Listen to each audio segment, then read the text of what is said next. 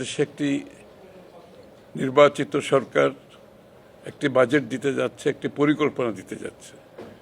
এই প্রেক্ষাপটকে মাথায় রেখে যে আমাদের বিগত নির্বাচনে আমাদের যে ম্যানিফেস্টো এবং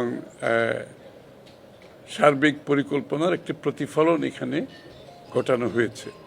যেহেতু আমরা সেই প্রতিশ্রুতির উপর নির্বাচনী জনগণের ভোটে নির্বাচিত একটি সরকার, সেটার একটা প্রতিফলন এখানে আসছে।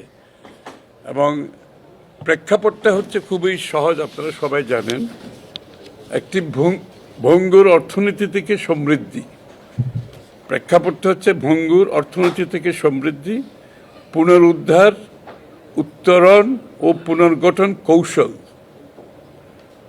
আমরা একটা ভঙ্গুর অর্থনীতি থেকে সামনের দিকে যাচ্ছি। এটা পুনরুদ্ধার কিভাবে হবে, উত্তরণ কিভাবে হবে, পুনর্গঠন কৌশলটা কী হবে, এই কথাগুলোর এই বিষয়কে মাথায় রেখে এটা একটা পরিকল্পনা হয়েছে। এটা পঞ্চবার্ষিকী, প্রথমে five year strategic framework for reform and development. এটার পরিপ্রেক্ষিতে একটি 5 বছরের ফ্রেমওয়ার্ক, একটা পরিকল্পনা হয়েছে।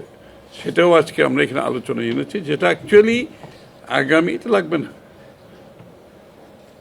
যেটা আগামী 5 বছরের একটা রোড ম্যাপ, আমাদের উন্নয়নের রোড ম্যাপ। তার মধ্যে অর্থনৈতিক উন্নয়ন তো অবশ্যই এটা প্রথম কাজ এর মধ্যে।